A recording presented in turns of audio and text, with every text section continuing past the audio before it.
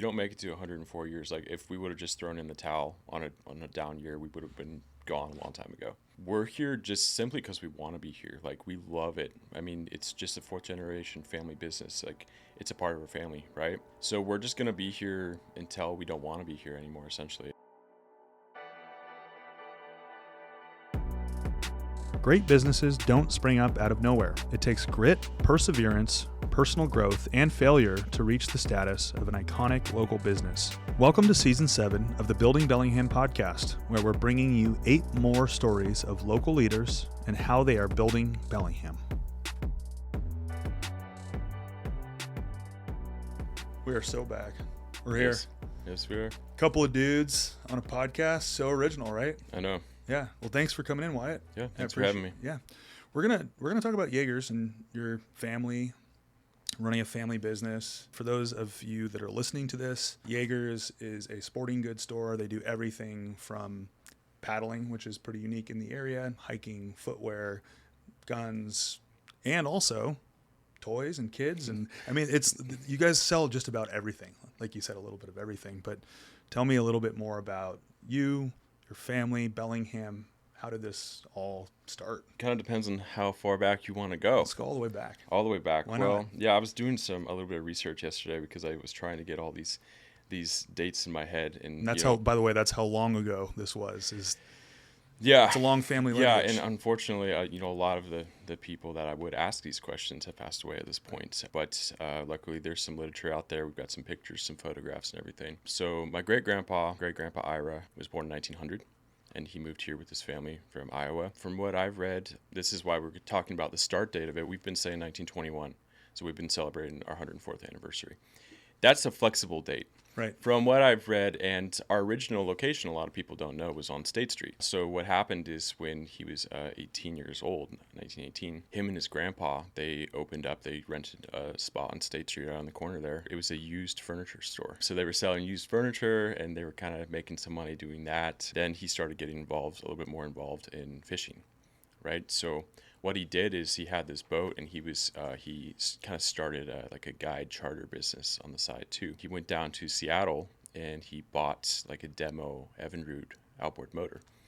He would put it on the boat and take these guys out on these guided fishing trips on the Skagit, on the Nooksack, and then he would, at the end of the trip, be like, "Wow, that's a great motor. You want to buy one? I got him." He just kept a ton of them in his garage, so he became the first Evinrude dealer up here in town. Started selling those, and then the people he'd take out, they'd be like, "Why aren't you stocking tackle in the shop as well?" So he started doing that, and then that's kind of how it became a sporting goods store, is because the people that he was selling these motors to, they would come in and they would want to buy all the stuff. They don't want to go down to Seattle and get it. So that's kind of how it organically became. It just became a store. Like people would ask him to carry it, and he would carry it. Yeah. That's kind of how we started. We started as a used furniture store. Where's the furniture now? That's a different. No, we don't. I mean, there's a furniture store right over here. So I don't know at what point we got out of the furniture business, but that's how it started. I'm gonna do more research, but I'm thinking about actually saying we started in 1918, because I mean that's when him and his grandfather came together and started Yeagers. Yep. So it moves, and you were talking a little bit pre-episode about how this was where we are sitting right now was the outskirts of town. Yeah. And there were some concerns around when your family built the building, that it was like a little bit too far out of town. And tell me a little bit more about like what we were talking about with location. The building over here on Northwest was a 1956 build. His daughter, Ira Yeager's daughter, Marianne, she was very instrumental. I mean, she's really the reason why we are over here, why we are the business we are today. A department store, 24,000 square feet of retail space, 2 stories. That was her vision. He kind of wanted to hunt and fish, and he loved doing the trips and, selling some motors on the side. That was his thing. But she was really the one who was instrumental into making Yeagers what it is today. Back then, 1956, that was getting kind of on the end of town, but really the reason we moved over there was to have space for boats, because we were big in the boat. We had a whole boat magazine and everything. We were selling boats back then, and that real estate was just going to be like a giant boatyard, essentially. She had gone down to Seattle, and she had seen some of the department stores down in Seattle, and she said, "Oh, we should try to do one of those up here in Bellingham." So she convinced him, and they built the original building, and then years later they expanded on the back of it, and then they dug out a basement. And so the building, like over the years, it just keeps getting bigger. Our most recent thing was the annex, which is on the rear portion, and I think we finally built that. It was like 2012 or something like that. So constantly evolving. It's gotten bigger. The only thing I wish, it was kind of the last of the era to put storefronts like on the street like that. Now everything is set back, so you have the parking lot in the front. It's kind of cool because it's different like that, and you're driving on the street and you can look in the window. But the parking situation is a little weird because you like park in the back, and then there's like 3 entrances. And if I were to build it today, I'd probably do it a little differently, but it works. Yeah. So because at that point that Northwest is a pretty low traffic road. Mm-hmm. We're out here in the boonies at that time, right? You wanted it to be on the road so people could see it. Yeah. Yeah, and that's always been my experience with like when I go to any sporting goods store. I'd go with my grandfather or go with my dad to when I was down in Seattle. The spots they would go were similar in the sense that they're like right on the front, but obviously everything has grown around it. Mm-hmm. Over time, the inventory expanded. Tell me more about like competition over time. And I know that your window of your experience with it is however long you've been alive for, but you've heard all these stories.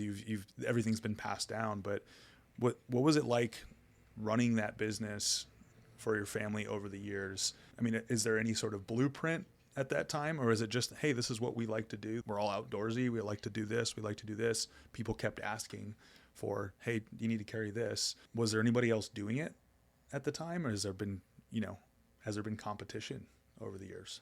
Yeah, especially for us, as a family-owned business, there's no investors or anything like that. It's just us. It's our family, our money, right? So we had the flexibility to do whatever we want and exactly what we want when we want. But that being said, we're always fighting corporate.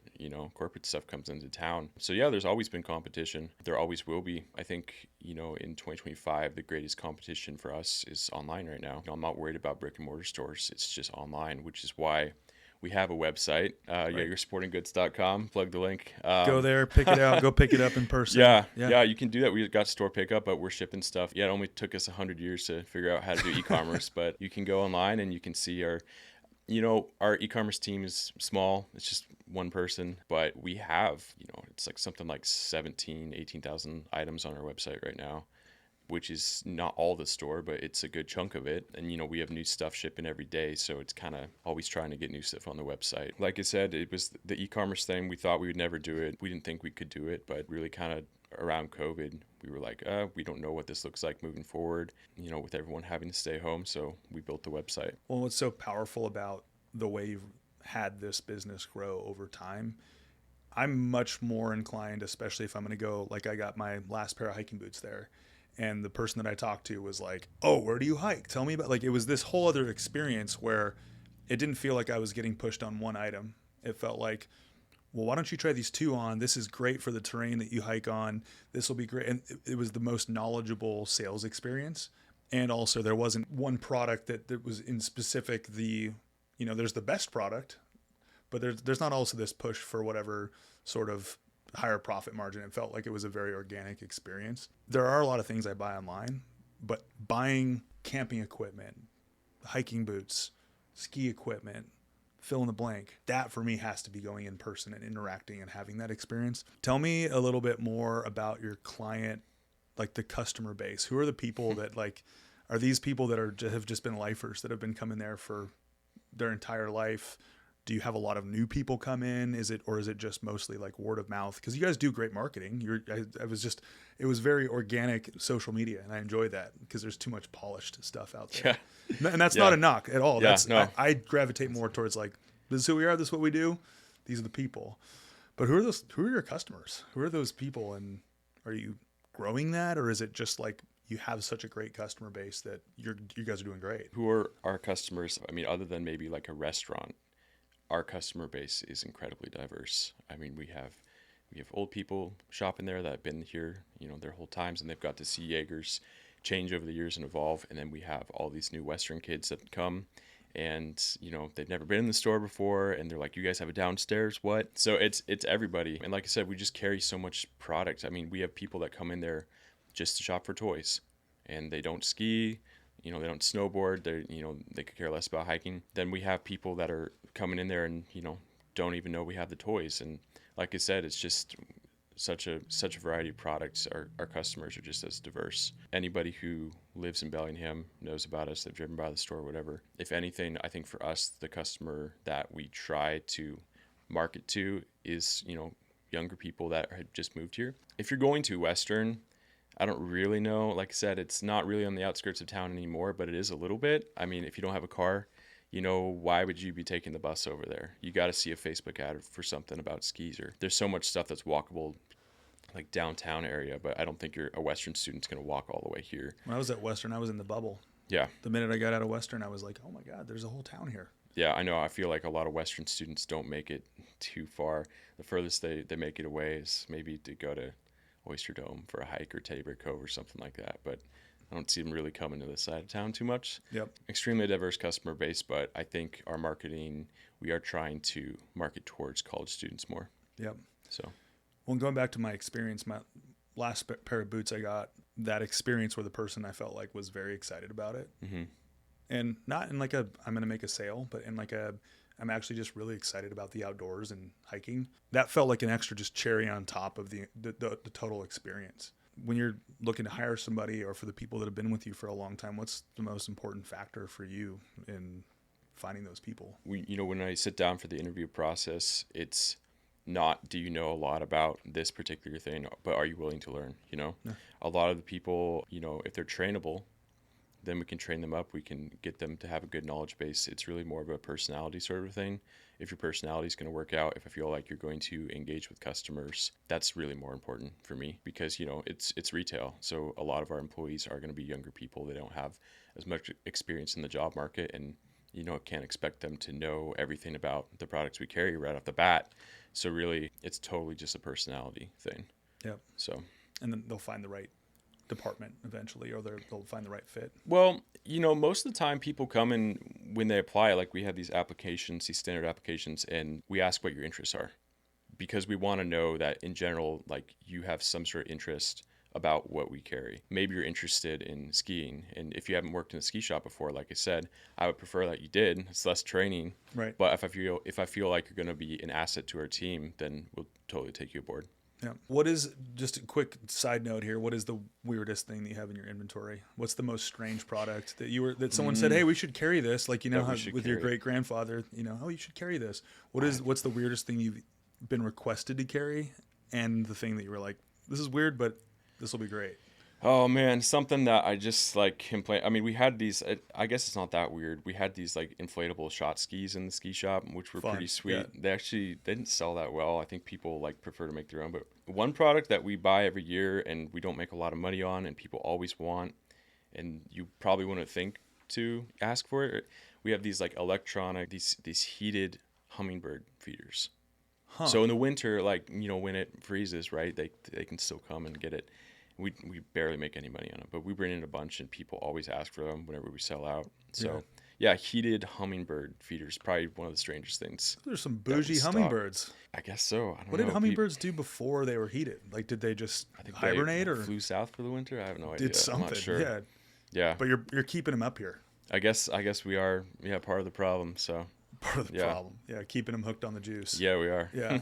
On that note of inventory, I've watched a lot of, let's go Shark Tank. They always talk about inventory, and inventory, like having too much of inventory or not having enough of inventory, having too much demand, like being in that role of managing that with ownership. What is that like to go, okay, I'm going to make a bet that this is how we did this last year. I'm going to make an educated guess on how much inventory. Do you sometimes get stuck with too much inventory? Does it sometimes completely go the opposite direct? Tell me more about inventory management with retail. Yeah, I mean, I think inventory management is probably the greatest problem that any retailer has in general. For us, it's even more so, just because, some of our stuff is seasonal, and that's why, like, for each department, it's been this way over the years. As a department store, we traditionally will have like buyer managers. We have a dedicated footwear apparel buyer. We have a dedicated ski shop buyer, dedicated toy buyer. So they can kind of monitor the inventory and see what's trending and all that sort of good stuff. Because me personally, I couldn't do it all myself. even if I wanted to, there's just not enough time to monitor all that. So I think having a buyer manager for each department just really helps us out. Sometimes you have a terrible snow year up at Baker and you have all this inventory. I mean, this year, I don't know, this January sucked this year, right? It was like the driest year we've had in like 15 years up at Baker. So that wasn't great. And some years it dumps and then you sell out of stuff. And, there were supply chain issues during COVID where we weren't able to get a lot of the product that we ordered and everything. So it's always a moving target, that's for sure. I think for us too, like I said, just because of the seasonality of it, the ski snowboard's one thing. Footwear apparel is pretty easy. Toys is pretty much, I'd say kitchen is super easy, right? You just have the kitchen stuff. Same with camping. But the fishing is definitely hard too, because some things only open up for a few days, right? And you have to stock for it and then, they cancel it. Fishing's probably the most difficult one in terms of having what you need, and then you have all this inventory. What do you do in January with it? What are some of your best-selling products? Like, what are some of the things that? Okay, Which and department? I want to put this into two categories. First category is like the biggest surprising item, and then something that is like, okay, we expected this to go great, and it is going great. You'd be surprised at the number of shoes we sell. I mean, we sell a lot. I think for brick and mortar retail, that's going to be like the last thing standing, because I won't buy shoes online. I have to go in and try it on, because you never know how they're going to fit with the particular socks you're wearing and all. So I always buy shoes in person, always will. That will be something. With other clothing, I think people, once they get a brand locked down, they're comfortable ordering their size online. Yep. But with shoes, it's definitely something that people are always going to stick to going in person. And in terms of something that maybe people wouldn't realize, I mean, I don't know, rentals. Yeah. Like ski rentals. I don't think people realize it's just such a great thing to do, right? When your kid is growing, we have a great season rental program for kids, and they can come in and try on the boots, and then if their foot grows, over Christmas, they can come back. If they decide they want to switch it out mid-season to a snowboard instead of skis, they can do it as well. So if you're a family and you've got a bunch of kids, we just do so many rentals. It's just great, because I go up and ski at Baker, and I like see our rental skis everywhere, and it's just, I don't know, it feels awesome. Like, all right. Yeah, I know. It's great to see families getting out and doing that together. So, because it's a long time before you stop growing. And it can be really, really expensive if you're super into it, from like, I don't know, 10 to 30. Yeah. I mean, our entire package price is still less than even like an entry pair of ski boots. So it's really good. And that's for the full setup. Mm-hmm. Yeah. And that's, I kind of had to make that pivot myself, because it was either mountain biking or skiing. And I decided to just do mountain biking, also because the rising costs of just the day pass and everything, like, versus just popping up to the mountain and going for a couple hours. Ski rentals, yeah, because I bought a pair of skis off of Facebook and didn't enjoy it. I mean, I was flying out of the bindings. I didn't tighten them right. It was just, you would have been laughing, Yeah, I know. Other people's entertainment. Yeah, we call that the Craigslist special. That is what I did. Yeah, I got what I paid for. It's not just, you can set it so the boot clicks in, right? But It's more complicated than that. You have to make sure that the forward pressure is set.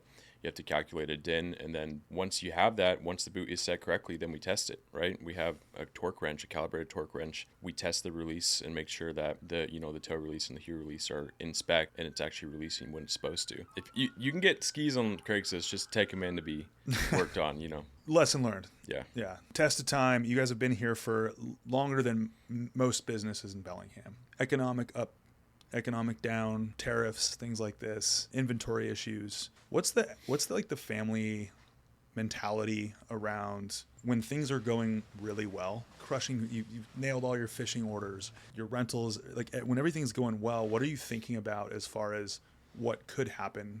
Like what negative economic things could happen? How do you guys plan ahead for that? Like, what's the conversation like? Well, for us, I mean, 104 years, there have been years where we've made tons of money, and there have been years where we've lost money, right? You don't make it to 104 years. Like, if we would have just thrown in the towel on a down year, we would have been gone a long time ago. We're here just simply because we want to be here. Like, we love it. I mean, it's just a fourth generation family business. Like, it's a part of our family, right? So we're just going to be here until we don't want to be here anymore, essentially. If we ever 200? If we ever get 200 maybe, I don't know. It's just, it almost skipped a generation, I guess you could say, because my great grandfather started it, and then my grandpa bought the business from him, right? But my dad, he worked in the store a little bit growing up during like Christmas breaks when he was going to law school and stuff. His true passion passion was music, right? So he actually had a little music store next to our building. I don't know if you've ever seen it. We have this little like sketchy little building right next to us. I It's know. kind Is it of on the right? If you're like facing it, it's the right yeah, side. and we Yeah. just use it for storage, but we call it the Mana Building because it was his business was Mana Music. Yeah. And then he had it there, moved down the Holly Street, and then the last location was in Bakery Square. His passion was music, so my grandpa was running the store until he died, and then we had a man named John Westerfield come take over as general manager for the next 10 or 12 years. But yeah, my dad was a judge here in town. That was his full-time job. So he intended pretty much when my grandpa died, I think he pretty much intended to, close down the store. But then he passed away in 2018. My mom got the business, and we were just like, let's just keep going. Yeah. Building Bellingham is a community production of the Bellingham Real Estate Company. We are an independent real estate firm located on Meridian Street. From our data-centric approach to a heavy investment in media and collaboration, we do real estate differently in Whatcom County. Check out Bellingham Real Estate Co reviews on Google, Zillow, and ratemyagent.com, and don't hesitate to reach out with any questions. So it's interesting that there's that generational flow of like, I love this thing exists. It's been great for our family, but I want to do something completely different. Yeah. And other people go, this is great. Let's keep it going. I know it's so, yeah. My family's been so diverse in terms of what they're interested in. Like even my great grandfather who started it, right? Obviously his daughter, Marianne, she was all about the business, and she was probably the most involved person to this day. It was her life. But then he had a son who wanted nothing to do with the business, right? And he moved to France and went to art school, and he actually became a famous artist. He had studios in Napa and San Francisco and everything. Ira Yeager. If you Google Ira Yeager, you're gonna see an artist. That's the first thing that came up because it's the same name as his dad. He wanted nothing to do with the business. So it's really, I think it is really remarkable that we are here 104 years later. It's always just been somebody like willing to carry on the torch. Just when you think everyone's like, okay, there's always one person that's like, give me that thing. I got it. Yeah. I mean, that's kind of how I ended up here too. It wasn't my plan because, growing up, I was just like, yeah, we have this awesome store, and, my dad went to law school and everything. And I was planning on going to dental school. Yeah. I mean, I went to Western, and I was just taking all science classes and everything. And then I graduated, and I was like, well, I'll take a gap year and I'll run the ski shop. And then all of a sudden, we needed a new general manager, and here I am. Roped in. Yeah, roped in. The gift that keeps on giving. Yeah, and my brother works at the store too, Jed. He's on our FFL, and he does all of our gun stuff and everything. Yep. We're going to keep it going until we're done. Yeah, so 200, yeah. Maybe 200, yeah, we'll see. Yeah.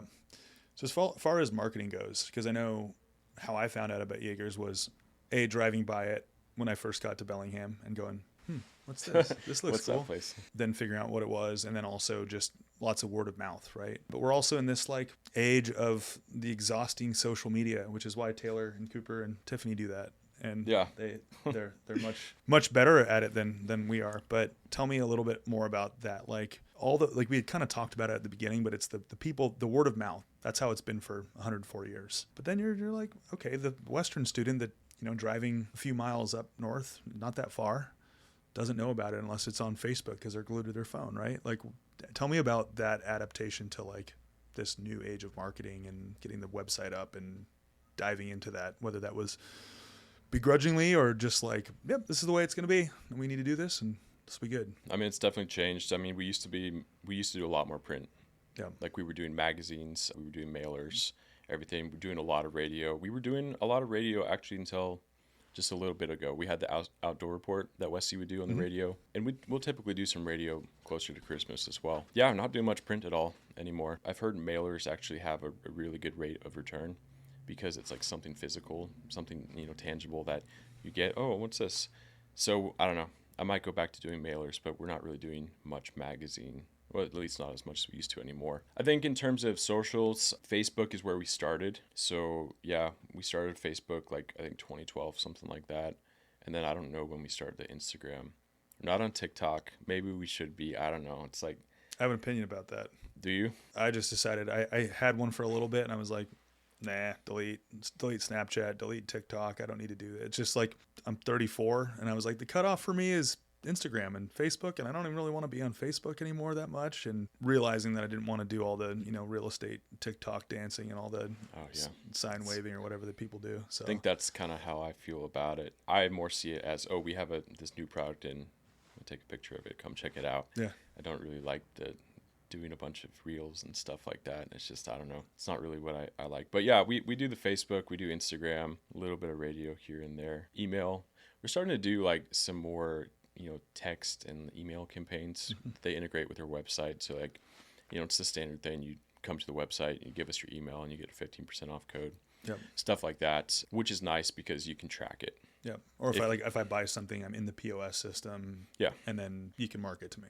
Exactly. Yeah. And that's something that you can, really get your rate of return on versus radio. It's kind of like, did you hear about it on the radio? Yep. Do you know how to work the radio in your car? Does your car have radio? So I think that's kind of why we've stopped doing that. We were doing one where we were like sending out coupons to mailboxes, and then they would come in with the coupon, so we could kind of loosely track that as well. Couponers, yeah. Mm-hmm. Yeah. There's definitely a group, the couponers, what are the people that like the... Oh man, those people, if you stop it for even a heartbeat, they're on you. They're hooked. They're like, and then you get these people, you're like, are you ever going to buy something full price? Yeah. So I don't know. The purpose of a discount is so that you buy something at a discount and then buy more. You'd be surprised how much people like supporting local when it's on sale, right? But yeah, we could probably do a better job with marketing overall. I think just because we've been here for so long, maybe we don't think about it as much as we should. But with all the new people moving here, I think they say Bellingham's supposed to increase by like 20,000 people in the next few years. They need to hear about us somehow. Probably a good percentage of those people probably moved here because they want to be out. They love the outdoors. Yeah, I know. We'll have to see. Maybe we will open up a bike shop one day. I don't know. Yeah. I'm not sure.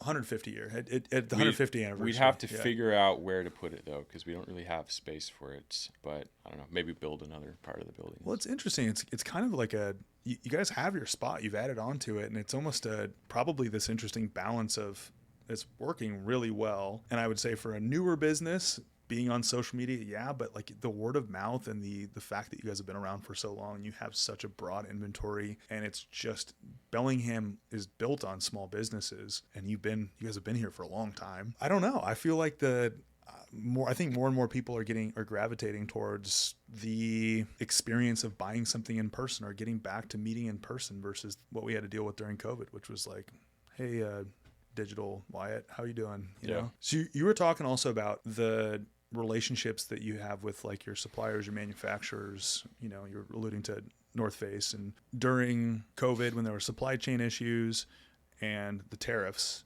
tell me about that experience of how they've showed up. It sounds like they showed up and were like, hey, we've got you covered and we want to keep buying our products. And I mean, we certainly have vendors we like better than other vendors, just in terms of what they're willing to deal with, in terms of like terms for product. Some vendors, they want net 30. They want payment 30 days. Other vendors, net 120. A lot of the ski vendors are actually great. They're like, we'll ship you stuff in August and you can pay for it in February. They understand how it works. They understand that you have a certain window that you can sell the product full price. After Christmas, everyone wants it on sale. Brutal in the ski stuff specifically. But there's some vendors we've just been working with for a long time and just built up the relationship with. And there's even some newer vendors that, they're so new, they're just desperate to get, people buying stuff, so they will throw you a bone when they can. Flexible terms. Yeah. And with you're talking about net 30, just for our listeners, that's just the timeline that you have. It's like basically a line of credit essentially for the inventory, right? Yeah. Well, I mean, when you're talking about turning over inventory, I mean, kind of the way it's supposed to work is you buy the product, right?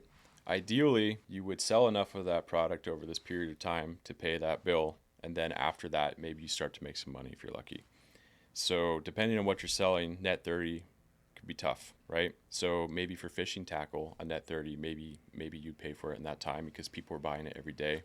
But for some other stuff, like I said, coming back to ski, I buy the skis for the season, but people are going to buy it over a few months, which is kind of why they have those extended terms. So it's really, like I said, the terms are all over the place, which makes cash flow management a nightmare, right? Mm-hmm. Because it's you have to have all this stuff at the start of the season, but then the bill is due here, and we're still trying to, you're like paying these ski shop bills, but you're still buying fishing tackle, and it's kind of all over the place. It's kind of like running like 7 businesses at once. No kidding. So yeah, And that's probably why other retailers just do one thing. yeah, They can predict one thing, which makes it even more impressive, the fact that you guys have been able to do that for so long. And I'm sure things have changed over the years, but I mean, that's wild. yeah. That's It's wild. a lot of just shooting from the hip and, like I said, crossing your fingers and hoping it works out. But it's definitely, the way that we've just been running it like that, it's probably not, doesn't make the most sense financially, right? It would probably just be better to hone in on a certain sector. But, we've just become the business that Bellingham wants. And that's why we carry the stuff we do. So It's interesting too, because in many industries there is an industry specific seasonality, and you are literally relying on the seasons of the year, yep. like the weather. Well, coming back to that, I think we talked about this a little bit earlier, but that's actually probably one of the other reasons we've been around for so long, is because maybe we have a terrible ski season, terrible snow year, but we have all these other departments that we can get revenue from. So it's not like we just fold up because we're, just focused on that income stream, when we have all these other departments that maybe they're doing great.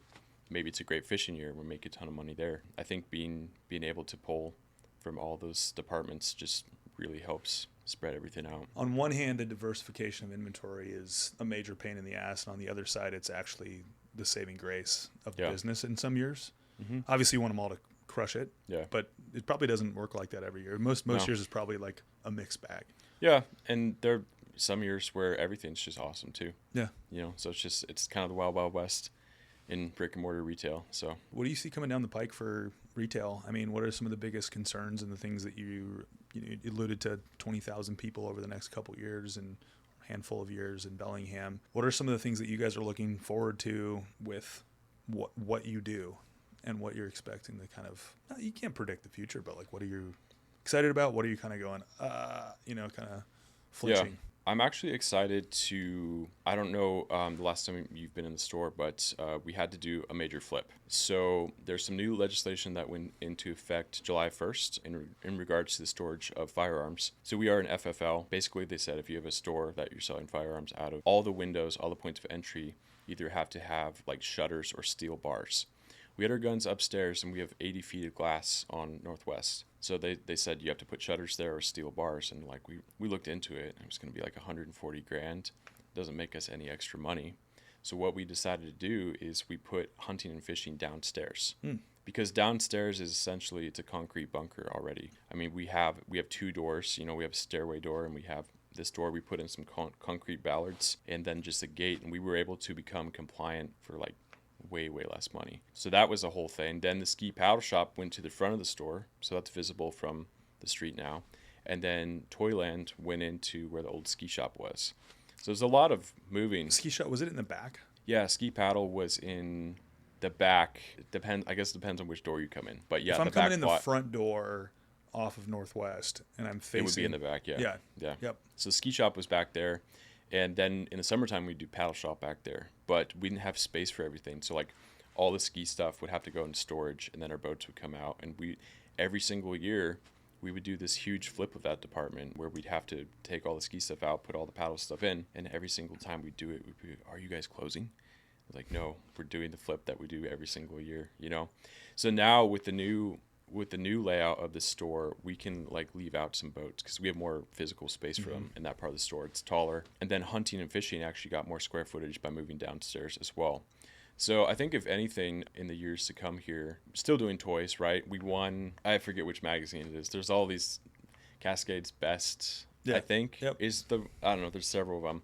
Won gold for Best Toy Store this year, which is awesome. So we're still going to do the toys. We still love the toys. If anything, maybe we are, honing back a little bit on the kitchen stuff. I mean, I don't know. I'm not just particularly passionate about kitchen stuff. There's Greenhouse in town as well, and I think they are moving to State Street on a new location there as well. They're building out their new space. And, we have camp kitchen stuff, and that's fine. I like to have that. But in terms of the other just random kitchen gadgets and stuff, I don't know. I don't really think, I'm going to carry that stuff moving forward. So, yeah, if anything, our ski and paddle shop has more square footage, and we actually have more square footage downstairs for hunting and fishing. And I see our fishing department growing. We've had a really good year. despite the move, like having to move all this stuff in the middle of the summer, it's been a really good year for fishing, and we have more square footage down there. Yeah, that's something that I see growing. And do you have people that, have been regulars forever come in and go, when you first did the move and go, is this the same store? Oh man, it's been rough. I mean, because I don't know, we did a little bit of layout movement during COVID because we had the time. We were temporarily shut down in April for just curbside pickup, so we were like, oh, let's do some remodeling. We moved the knife counter, incorporated it into hunting and fishing, so that was a huge thing. But yeah, this last couple months, it's just been crazy. I mean, people come in the front door, they're like, where's the fishing stuff? Yeah. And we have to tell them it's downstairs now. Why'd you put it downstairs? Well, kind of had to. Just go downstairs. Go downstairs. They're like, you guys have a downstairs?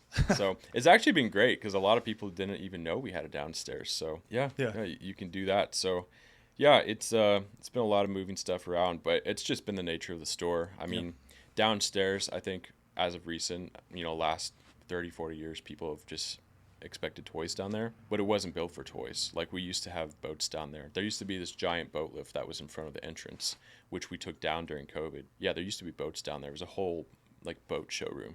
That's why it's a garage door down there, because we had to get boats in and out. So the store has always changed in terms of the layout as well. Not just the inventory, but the layout itself. It's time for a new evolution, right? Yeah, maybe. I don't know. Like I said, bikes. Yeah. Maybe. I don't know. It's a whole ball of wax from what I've seen. But hey, everyone. We have 3 bikes, and a lot of people have a lot of bikes. Need bikes. And I'm curious. We've talked about the management of inventory and the different seasons. Let's talk a little bit about the regulation, because you've got guns, right? And that is a regulated, inventory. And you just were alluding to this. You had to put. This new state law came into effect that you had to have all of the, the protection from the outside, right?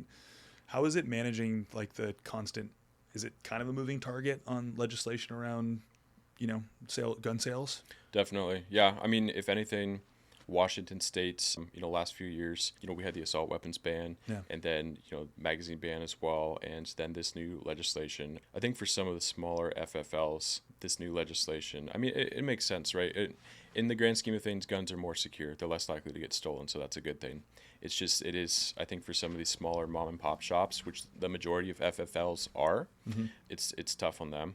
If you're, like Cabela's or something like that, a lot of them were compliant anyways. They had the ballards and everything. I think it is always a moving target. I mean, when we see these bills come into place and stuff, there's these waves of people. And, the bill is trying to accomplish a certain thing, but then you have people buying stuff that they weren't even going to buy, right? Because there's, all of a sudden, you might not be able to get it anymore. So all of a sudden I need 20 of them, So it's very interesting to see, but it definitely comes in waves in terms of the legislation that's being passed. Yeah, it must be just wild to navigate, to have that happening while also managing the different timelines of the different retail products to all of the things. And when do you get a chance to, get out and take a break? What do you do in your spare time?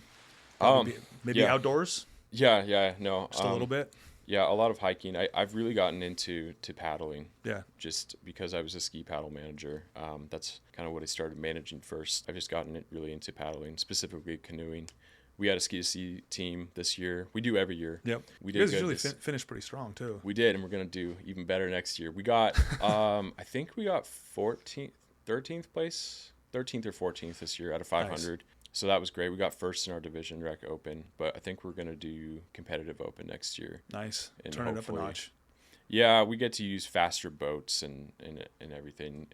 There's, if you're in the rec division, you have to use a certain canoe and a certain kayak and stuff. But yeah, I like to do that. But to get away from the store, I mean, our biggest day of the year is our 12-hour sale, which is usually the first Wednesday of December. It is 12-hour day, huge day, massive day at the store. We do fun stuff. We have live music and coffee and stuff like that. And then after that, my family likes to do a trip to Leavenworth. Nice. We stay at the Indian in there, and we just like to get away from it all for a couple of days, and just decompress a little bit. Decompress, and then come back, and you hit the ground running again right up until Christmas Eve. We're open on Christmas Eve until 3 or 4 o'clock, and those last minute gifts. Holy cow! It's an insane day. I don't understand how. There's people like me out there that just forget to buy gifts, and all of a sudden, Christmas is tomorrow. I think it's a human thing. I think so. Or the Amazon package didn't come, so you got to get something to wrap up or whatever. But Yeah, we do that too. We like to go to Hawaii as well. We've been going to Kauai 4 or 5 times now. It's kind of our favorite island, and the whole family goes and just love it. Other than that, just typical Bellingham things like hiking and skiing, and do a little bit of pickleball too. I've gotten pretty good at pickleball. That's how you know you're getting old. Yeah, I know. Yeah. I actually started. I was a tennis player, so Yeah. pickleball. I was like, this is easy. And So. my buddies that are tennis players, they're like, pickleball's not real. I know. It's like, it's still fun though. It's And still really I like fun. it because if you play it, like, I feel like anybody can pick up pickleball in Yep. a couple hours. Tennis, you gotta get some lessons. You need some and lessons, yeah. Tennis, sure. they're hitting the ball. It's going 200 feet in the air. So Yeah.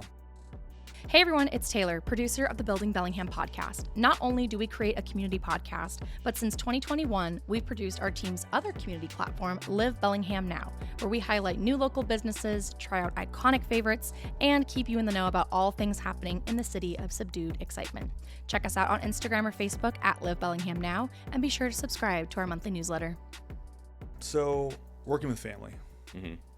it's probably awesome. And then there's probably there's the pros and the cons. What are the good parts about working with family? What are the tough parts about working with family? My mom is my boss technically, right? She's the owner of the store, so I don't know if she can fire me. Maybe she can. I'm not sure. And then my brother, he's doing the gun stuff down there too. It's been great. Yeah. I like I said, I think the only thing, maybe the only negative of it is talking about, I don't know how to explain it. It's like, you go to work and then maybe you're going out to dinner and then you're talking about work and stuff, and it's just always Continues to flow. when everyone in the family is working at the store, it's just kind of something that is always on topic.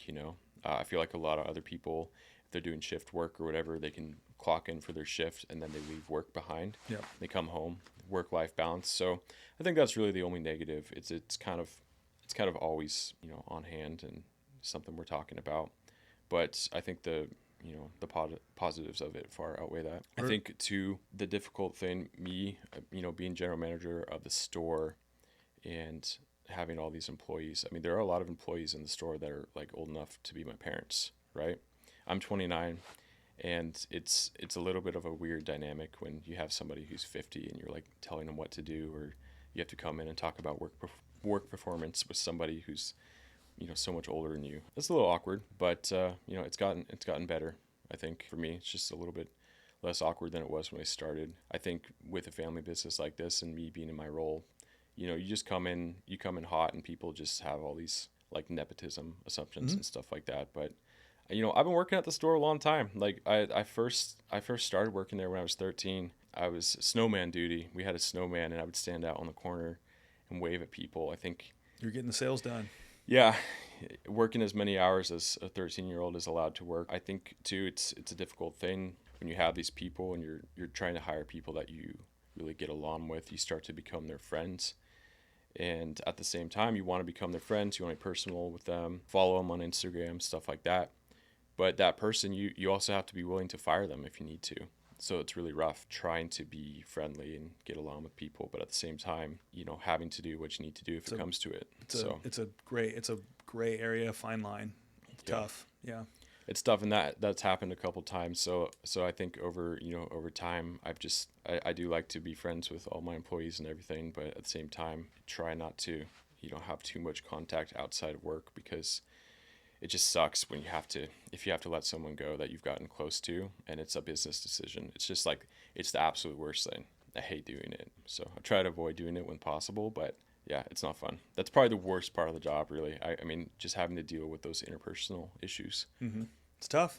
Yeah, it's like way more stressful than anything to do with finances or anything like that. Like, yeah, having to deal with issues like that is just, yeah.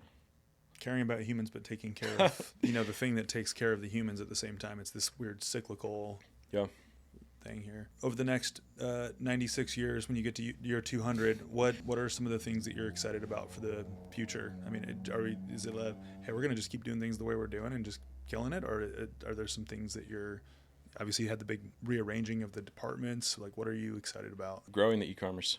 Yep. It's been a thing. Like I said, we never thought we'd have one, but it's been really fun. Every time we get an order, I'm excited. Like, bing. I would sell, like when I was younger, I would sell some stuff on eBay, and I sold a lot of stuff on I don't know if you've heard of it. It's called Reverb. I've heard of reverb. I don't know. It's like a specialty for musical instruments and stuff. But yeah, I started doing that sort of stuff. So being able to do that with the store, to have our own e-commerce, is just awesome. And I really want to grow that. I think we're big enough, 24,000 square foot. I don't really want to have a second brick and mortar in Bellingham or anything like that.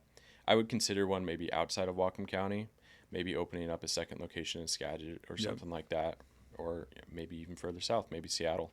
Yep. I don't know. It's just, you walk in downtown Seattle right now, there's empty retail everywhere. Yep. Hopefully we get to a point where that can come back.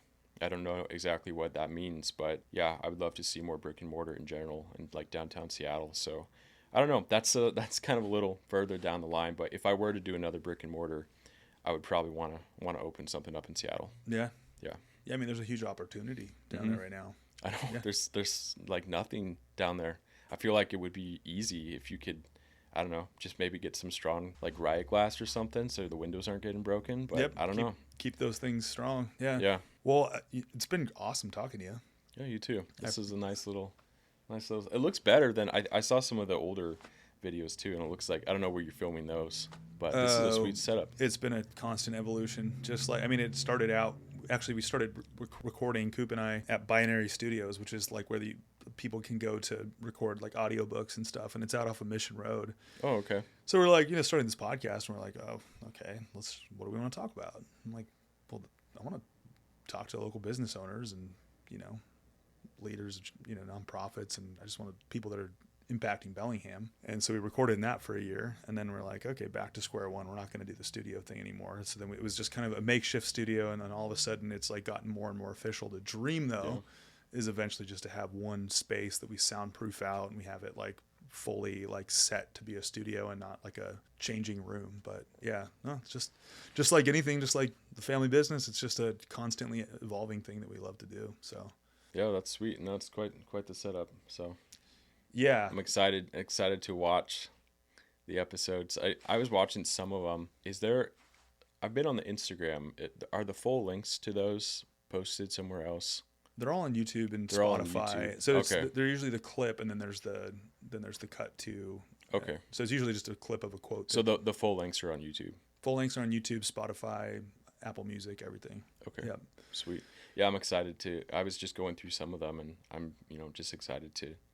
I'd just love to hear other people, other business owners, talking about their story and the challenges they've had and successes and everything. So it's a crash course MBA. Yeah. I know. Oh, by the way, if you're listening to this, Instagram, Facebook, and on the e-commerce website. But I would say to kick it off properly, you got to go into the store.